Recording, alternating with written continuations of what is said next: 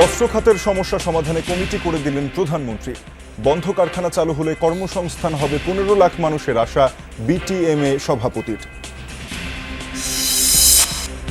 হাম প্রাদুর্ভাবে 800 ছাড়ালো প্রাণহানি, আজও 6 শিশুর মৃত্যু। ছোঁয়াচে রোগটির সংক্রমণ না কমায় অভিভাবকদের উদ্বেগ। রাজধানীতে এক রাতেই বিএনপি কর্মী সহ 2 জনের হত্যাকাণ্ডে আইন শৃঙ্খলা নিয়ে প্রশ্ন। 6 মাসে 122 খুন হলেও ডিএমপি বলছে পরিস্থিতি স্বাভাবিক। বেশিরভাগই দেখা যায় যে পূর্ব শত্রুতার কারণে বেশি খুনগুলো হয়। পলিটিক্যাল কিলিং আমার কাছে যে ডেটা আছে তাতে দেখা যাচ্ছে যে স্থিতিশীল।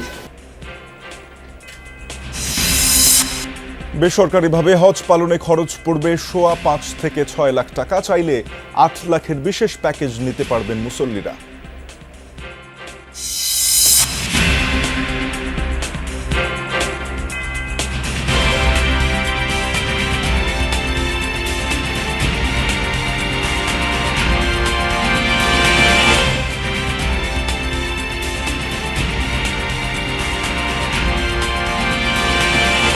শিরোনামগুলো দেখছিলেন আমন্ত্রণ যমুনা নিউজে। আপনাদের সাথে আছে আমি তানজিম শাফিন। বস্ত্র খাতের সমস্যা সমাধানে অর্থ উপদেষ্টা ও বাণিজ্য মন্ত্রীর সমন্বয়ে কমিটি গঠন করে দিয়েছেন প্রধানমন্ত্রী তারেক রহমান। সকালে সচিবালয়ে প্রধানমন্ত্রী তারেক রহমানের সঙ্গে Bangladesh textile mills association BTM এর বৈঠকে এই সিদ্ধান্ত হয়। প্রধানমন্ত্রীর সঙ্গে বৈঠকে দেশের অর্থনীতিতে বস্ত্র শিল্পের অবদানের কথা তুলে ধরে এ খাতের টেকসই উন্নয়নে সরকারের সহযোগিতা চায় বিটিএমএ। বস্ত্র খাতের বিদ্যমান চ্যালেঞ্জসমূহ তুলে ধরা হয়। এ সময় সংগঠনের সহসভাপতি ও যমুনা গ্রুপের ব্যবস্থাপনা পরিচালক শামীম ইসলাম সহ নেতৃবৃন্দ উপস্থিত ছিলেন। পরে গণমাধ্যমকে বিটিএমএ সভাপতি শওকত আজিজ রাসেল বলেন, বস্ত্র খাতের দীর্ঘদিনের সমস্যা সমাধানে এরই মধ্যে 5% প্রণোদনা সহ নানান পদক্ষেপ নিয়েছে সরকার। জানান, গ্যাস বিদ্যুতের পাশাপাশি এ খাতের আর্থিক সমস্যা নিয়ে প্রধানমন্ত্রীর সাথে আলোচনা হয়েছে। বন্ধ কারখানা চালুর উদ্যোগ সফল হলে 15 লাখ মানুষের কর্মসংস্থান হবে। প্রধানমন্ত্রী তারেক রহমানের সঙ্গে বৈঠকে বস্ত্রশিল্পের প্রতিযোগিতামূলক সক্ষমতা বৃদ্ধি, বিনিয়োগ উৎসাহিত করা এবং এই শিল্প খাতের দীর্ঘমেয়াদী টেকসই উন্নয়ন নিশ্চিতে প্রয়োজনীয় নীতিগত সহায়তা চেয়েছে বিটিএমএ। ফাইন্যান্স অ্যাডভাইজার সাহেব, কমার্স মিনিস্টার সবাইকে নিয়ে একটা দল করে দিয়েছেন, এটা কি আরো কিভাবে সুরা করা যায়। আর ইতিমধ্যে উনি একটা 5% প্রণোদনাও আপনার ডিক্লেয়ার করেছেন।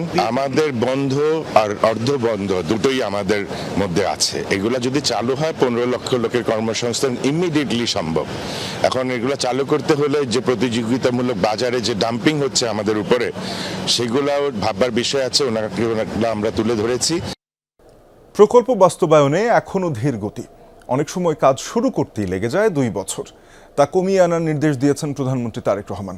একনেক সভা শেষে এ তথ্য জানান পরিকল্পনা প্রতিমন্ত্রী জুনায়েদ সাকি। বলেন, প্রকল্প পরিচালক নিয়োগের নতুন নীতিমালার খসড়া তৈরি হয়েছে।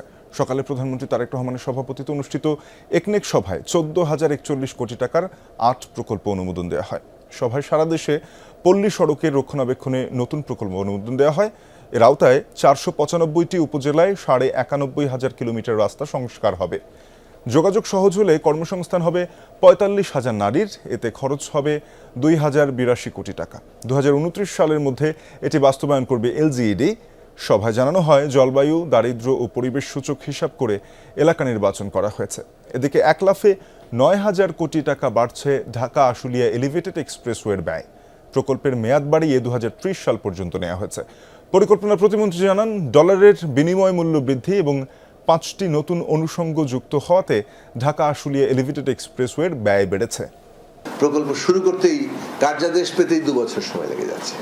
তারপরে কোনো কোনো ক্ষেত্রে এটা কাজ শুরু করার জন্য 3-4 বছর 5 বছর গিয়েছে।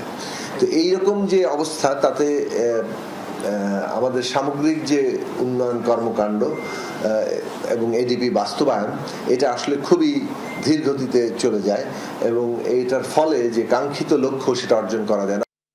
গত 24 ঘন্টায় হাম উপসর্গে মৃত্যু হয়েছে আরও 6 জনের। প্রাদুর্ভাব শুরুর পর এ নিয়ে প্রাণহানির সংখ্যা 800 ছাড়িয়েছে। 24 ঘন্টায় নতুন করে হাসপাতালে ভর্তি হয়েছে আরও 1037 জন। সিলেটে হাম উপসর্গে মারা যাওয়া 2 জনই শিশু। এ নিয়ে সিলেটেই প্রাণ গেল 107 জনের। নতুন করে হাসপাতালে ভর্তি হয়েছেন 71 জন। বর্তমানে বিভিন্ন হাসপাতালে চিকিৎসাধীন রয়েছেন 227 রোগী। হাম আক্রান্ত রোগীদের ভিড় রয়েছে ময়মনসিংহ, বরিশাল, চট্টগ্রাম ও খুলনার বিভিন্ন হাসপাতালে। ছোঁয়াচে এই রোগ নিয়ন্ত্রণে না আসায় উদ্বেগ বাড়ছে অভিভাবকদের, তবে হাম নিয়ে আতঙ্কিত না হওয়ার আহ্বান চিকিৎসকদের।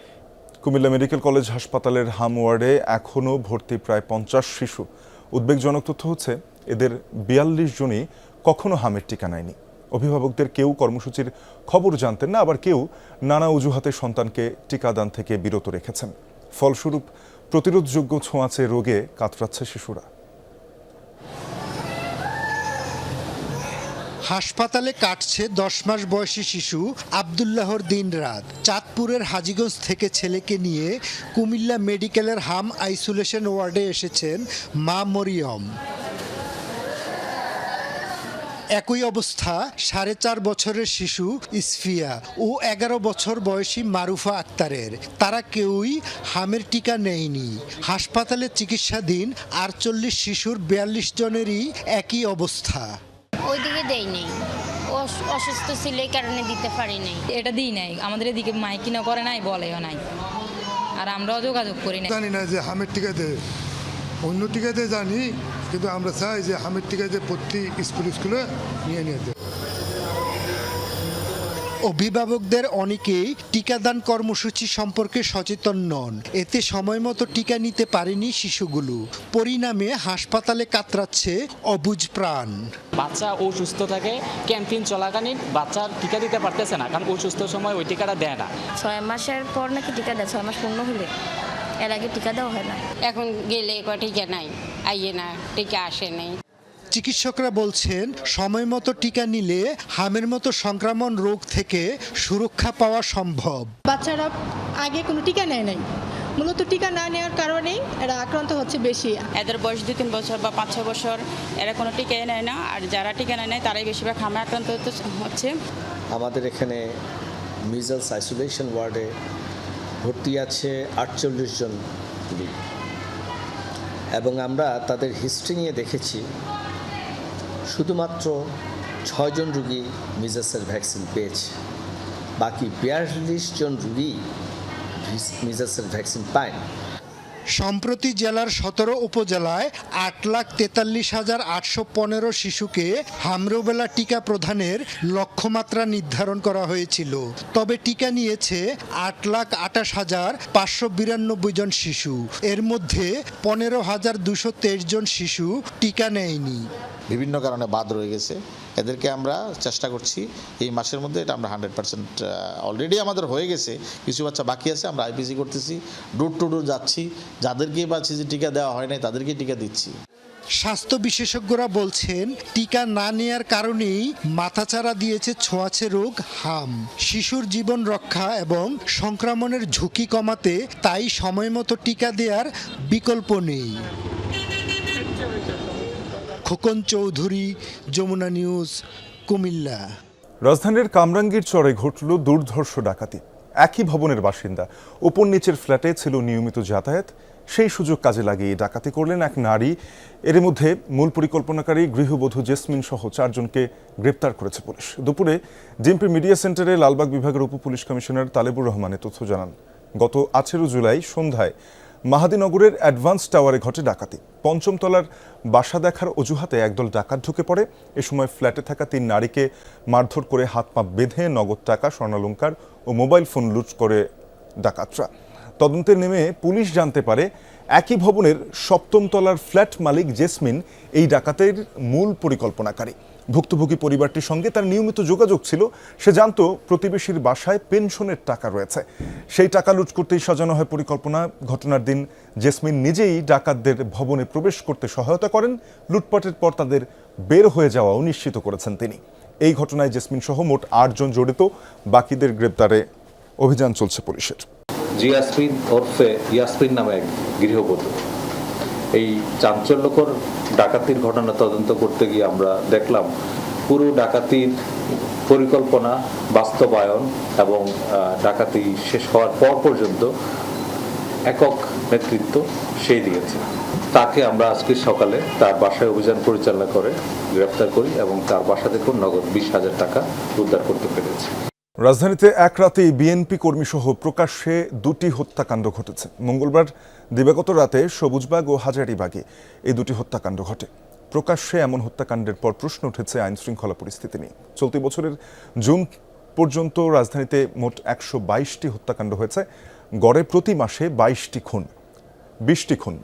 তবে পুলিশের দাবি আইন শৃঙ্খলা পরিস্থিতি স্বাভাবিক। রাজধানীর আইন শৃঙ্খলা পরিস্থিতি নিয়ে আবারও প্রশ্ন উঠেছে। মোহাম্মদপুর সহ প্রায় প্রতিদিনই হত্যা, ছিনতাই, ডাকাতি সহ বিভিন্ন অপরাধমূলক কর্মকাণ্ড ঘটছে। প্রকাশ্যে অপরাধীরা ব্যবহার করছে দেশীয় ধারালো অস্ত্র, এমনকি বিদেশি অস্ত্র দিয়ে গুলির ঘটনাও বাড়ছে। সবশেষ মঙ্গলবার রাতে রাজধানীর হাজারীবাগের শাহ আলম গলির মন্দিরের পাশে দুর্বৃত্তদের ছুরিকাঘাতে সাগর হোসেন ওরফে বুলেট নামে এক যুবক নিহত হন। গুরুতর আহত অবস্থায় উদ্ধার করে তাকে ঢাকা মেডিকেল কলেজ হাসপাতালে নেওয়া হলে চিকিৎসাধীন অবস্থায় ভোর 5টার দিকে তার মৃত্যু হয়। স্বজনরা জানান, খুন হওয়ার আশঙ্কার কথা বেশ কয়েকবার পরিবারকে জানিয়েছিলেন সাগর। কয়েকদিন ধরে খালি কইতেছে আমার মাইরা লাইব আর ভিতরে আতঙ্ক ঢুকাই দিছে। কালকে রাতে বাইরেছে তো ইমনে আইছে, ইমনের লগে বাইরেছে তো ইমনে বাইরেছে বলে ইমনে জানে এগুলা কিছু জানে, কে মারছে ঘটনাস্থলে ইমন ছিল। পুলিশের ধারণা মাদককে কেন্দ্র করেই এই হত্যাকাণ্ড। সিসি ফুটেজ দেখে হত্যাকারী শনাক্ত করা হচ্ছে বলে জানায় হাজারীবাগ থানা পুলিশ। নিহত ব্যক্তির বিরুদ্ধেও মাদক ছিনতাই সহ একাধিক মামলা রয়েছে। চুরি, ছিনতাই, ডাকাতি, প্রস্তুতি সহ মাদক সহ 11টা মামলা আছে আর কি। ভিকটিমের বিরুদ্ধে জি বিভিন্ন সময় আমরা অ্যারেস্ট করছি, চুরি, ছিনতাই, ডাকাতি, প্রস্তুতি বিভিন্ন মামলায় অ্যারেস্ট করছি।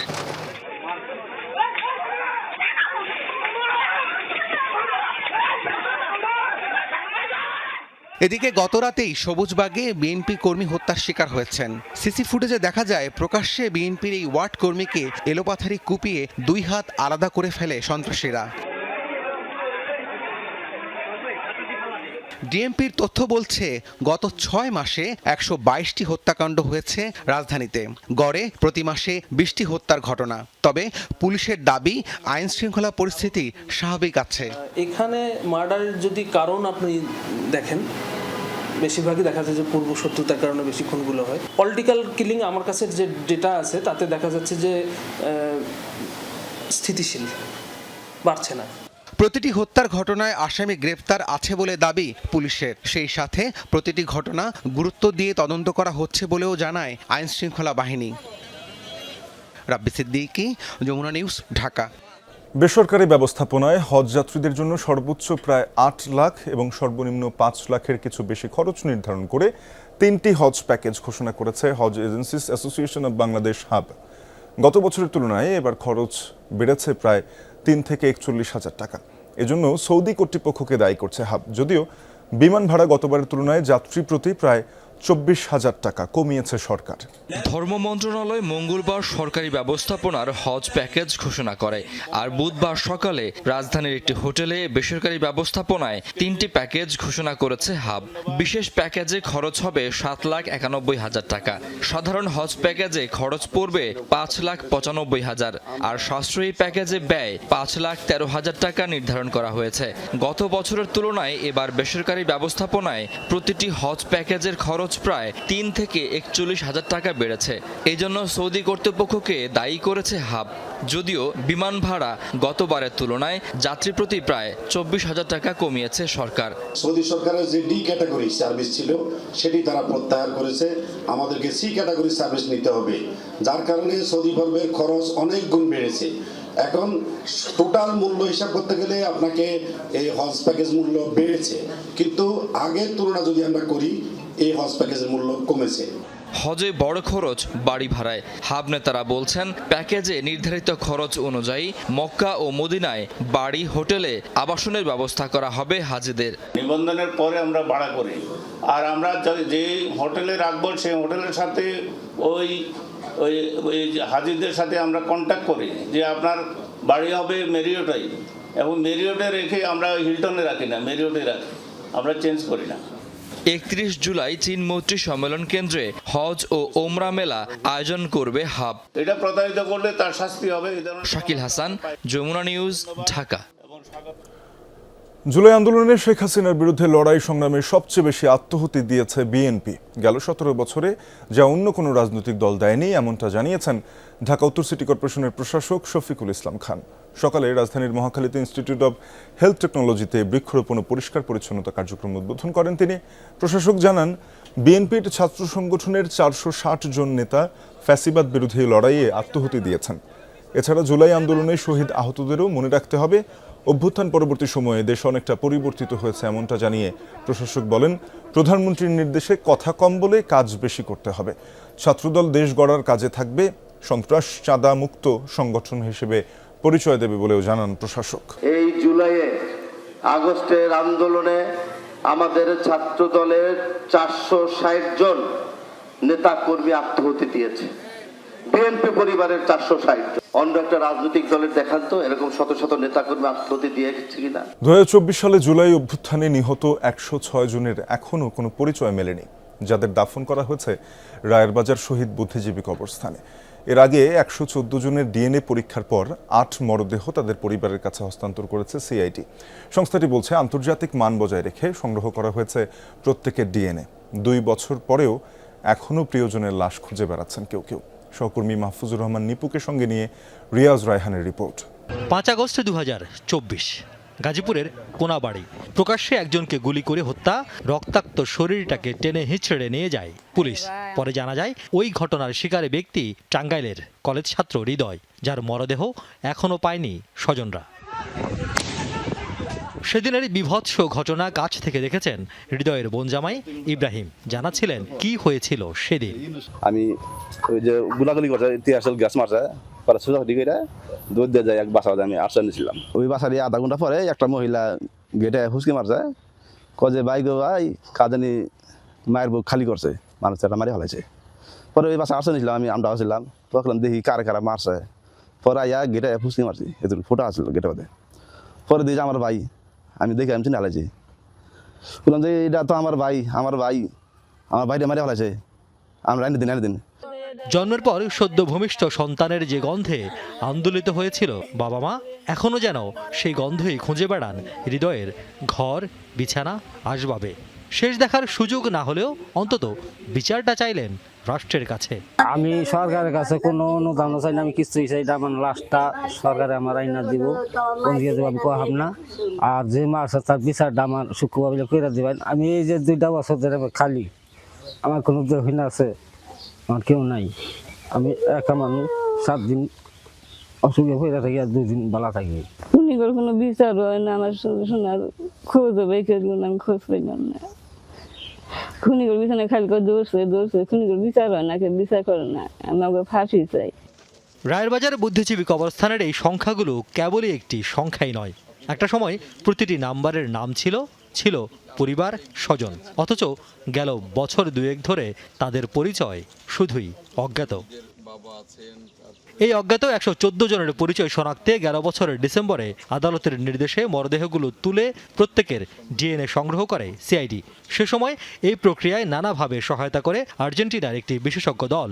সিআইডি প্রধান জানালেন, 114 জনের কতজনকে বুঝিয়ে দেওয়া হয়েছে পরিবারের কাছে, আর বাকিদের সবশেষ অবস্থাই বা কি। যারা রক্ত দিয়েছে তাদের প্রতি এটা আমাদের একটা দায়বদ্ধতা ছিল, তাদের যথাযথ সম্মান দেওয়া, তাদের পরিচিতি প্রকাশ করা। আমরা 114 জন শহীদের ডিএনএ স্যাম্পল কালেক্ট করতে পেরেছিলাম। ওই সময় 9 জনের আবেদন ছিল, সেখান থেকে ভেরিফাই করে 8 জনের আমরা পরিচয় নিশ্চিত হতে পেরেছি। 9ম জনেরটা আমাদের ম্যাচ হয়নি। দেশি বিদেশি অনেক অভিজ্ঞ এবং আন্তর্জাতিকভাবে বিখ্যাত যারা ছিলেন তাদের সহায়তা নিয়ে কাজটা তখন করা হয়েছিল। জানান, ভবিষ্যৎ অনুসন্ধানের জন্য নমুনা রাখা আছে সিআইডিতে। সংস্থাটিতে আবেদনের সুযোগ আছে যে কারো, যে কোনো সময়। যে কবরগুলো দেওয়া আছে সেখানে আমাদের প্রত্যেকটা একটা মার্কিং করে রাখা আছে, যে মার্কিংয়ের মাধ্যমে আমরা বলতে পারবো যে স্যাম্পল রাখা আছে এই স্যাম্পলের কবরটা এখানে। যেহেতু আমরা নাম জানি না, আমরা একটা সংখ্যাভিত্তিক একটা পরিসংখ্যান ও মার্কিং আমাদের এখানে রয়ে গেছে। তো যখনই ডিএনএ দিয়ে পরীক্ষা করে আমরা পরিচয়টা নিশ্চিত হতে পারবো, ওনার কবরটা কোন জায়গায় আমরা সেটা আইডেন্টিফাই করে বলে দিতে পারবো। রিয়াজ রায়হান, যমুনা নিউজ, ঢাকা। ইউনিয়ন পরিষদ নির্বাচনে চেয়ারম্যান পদে প্রার্থীদের শিক্ষাগত যোগ্যতা কমপক্ষে স্নাতক কেন করা হবে না সেটি জানতে চেয়ে রুল জারি করেছেন হাইকোর্ট। বুধবার সুপ্রিম কোর্টের 2 আইনজীবীর করা এক রিট আবেদনের প্রাথমিক শুনানি শেষে বিচারপতি আহমেদ সোহেল ও বিচারপতি ফাতেমা আনোয়ারের হাইকোর্ট বেঞ্চ এই রুল দেন। একই সাথে চেয়ারম্যান পদে শিক্ষাগত যোগ্যতা নির্ধারণ না করে থাকা স্থানীয় সরকার আইন 2009-এর 26 নম্বর ধারাটি সংবিধানের সাথে কেন সাংঘর্ষিক ঘোষণা করা হবে না তাও জানতে চাওয়া হয়েছে। এলজিআরডি সচিব, আইন সচিব ও প্রধান নির্বাচন কমিশনারকে আগামী 4 সপ্তাহের মধ্যে এই রুলের জবাব দিতে বলা হয়েছে।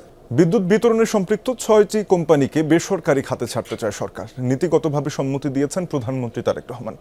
এ তথ্য জানিয়েছেন বিদ্যুৎ, জ্বালানি ও খনিজ সম্পদ মন্ত্রী ইকবাল হাসান মাহমুদ। দুপুরে সচিবালয়ে জরুরি ব্রিফিংয়ে এ তথ্য জানিয়েছেন তিনি। মন্ত্রী জানান, ডেসকো, ডিপিডিসি, নেসকো, ওজুপাডিকো, পিডিবি, আরইবিকে বেসরকারি খাতে ছাড়ার সিদ্ধান্ত নিয়েছে সরকার। এছাড়া মন্ত্রী জানান, কারিগরি কারণে এলএনজিবাহী জাহাজ ভিড়তে পারেনি, সে কারণে গ্যাস সরবরাহ ব্যাহত হচ্ছে। জানান, উচ্চ মূল্যে এলএনজি কিনতে বাধ্য হচ্ছে সরকার, কিন্তু সেটাই জনগণকে দিতে হচ্ছে ভর্তুকি মূল্যে। মন্ত্রী জানিয়েছেন, সব পক্ষের সহায়তা পেলে এই মেয়াদে 10,000 মেগাওয়াট সৌর বিদ্যুৎ উৎপাদন সম্ভব হবে। এই বিদ্যুৎ ব্যবহারে ট্যাক্স মওকুফ সুবিধা পাবেন গ্রাহকরা। বিদ্যুতের বকেয়া যেখানে যান সেখানেই তো আপনার মানুষ দিতে চায় না। তো সেই জন্য আমি মনে করি যে প্রাইভেটদের হাতে জিনিসটা গেলে অ্যাকাউন্টেবিলিটি বেশি থাকে এবং কালেকশনটা বেশি হবে এবং দেশের দায়ও কমবে। দেশে জ্বালানি তেলের কোনো সংকট নেই। ডিজেল মজুদ আছে 31 দিনের, অকটেন 36 দিনের, পেট্রোল 25 দিনের। সংকট না থাকলেও এ বিষয়ে গুজব ছড়াচ্ছেন অনেকে। দুপুরে বিদ্যুৎ ও জ্বালানি মন্ত্রণালয়ের এক ব্রিফিংয়ে এসব তথ্য তুলে ধরেন যুগ্ম সচিব মনির হোসেন চৌধুরী। বলেন, প্রাকৃতিক গ্যাসের কিছুটা ঘাটতি আছে, নতুন গ্যাস উত্তোলন সহ ঘাটতি মোকাবেলার চেষ্টা হচ্ছে। জানান, একটি গুরুত্বপূর্ণ এফএসআরইউতে সমস্যা দেখা দেয় গ্যাসের এই সংকট। দ্রুত এর সমাধান হলে পাম্পে সিএনজির লাইন কমে আসবে, এমনটাই প্রত্যাশা তার। এ সময় তিনি আরও বলেন, মধ্যপ্রাচ্যে নতুন করে যুদ্ধ শুরু হয়েছে, তবে এবার সেভাবে প্রভাব পড়বে না। পরিশোধিত তেল মধ্যপ্রাচ্যের যুদ্ধাক্রান্ত দেশ থেকে বাংলাদেশ আনে না বলেও জানান তিনি। অপরিশোধিত তেল ওই অঞ্চল থেকে আনা হলেও বিকল্প পথ খুঁজছে সরকার। আজকের দিনে আপনাদেরকে দাঁড়িয়ে বলছি যে আগামী 48 দিনের আমার পাইপলাইনে কোনো সমস্যা নাই। তারপরেও আমার অগাস্ট মাসের পুরো আমার যে জ্বালানিগুলো ইম্পোর্ট করার কথা সব আমার ঠিকঠাক আছে, কোথাও কোনো ডিসরাপশন নাই, ফলে জ্বালানি তেল নিয়ে কোনো সংকট নেই। সাতক্ষীরা 4 আসনে জামায়াতের এমপি গাজী নজরুল ইসলামের পদত্যাগের দাবিতে সচেতন নাগরিক সমাজের ব্যানারে বিক্ষোভ সমাবেশ হয়েছে। দুপুরে জেলার শ্যামনগর উপজেলার প্রধান সড়ক ঘুরে প্রেস ক্লাব চত্বরে শেষ হয় মিছিলটি। সেখানে এমপির কুশপুত্তলিকা দাহ করেন বিক্ষোভকারীরা। এ সময় উপস্থিত ছিলেন উপজেলা বিএনপির সাবেক আহ্বায়ক সুলাইমান কবির, সাবেক সহসভাপতি অধ্যাপক আবু সাইদ, গাবুড়া ইউনিয়ন পরিষদ চেয়ারম্যান মাসুদুল আলম, পদ্মপুকুর ইউনিয়ন পরিষদ চেয়ারম্যান আমজাদুল ইসলাম সহ আরও অনেকে। তাদের দাবি, নৈতিক স্খলনের কারণে গাজী নজরুল ইসলামকে জামায়াতের দলীয় ও এমপি পদ থেকে বহিষ্কার করতে হবে।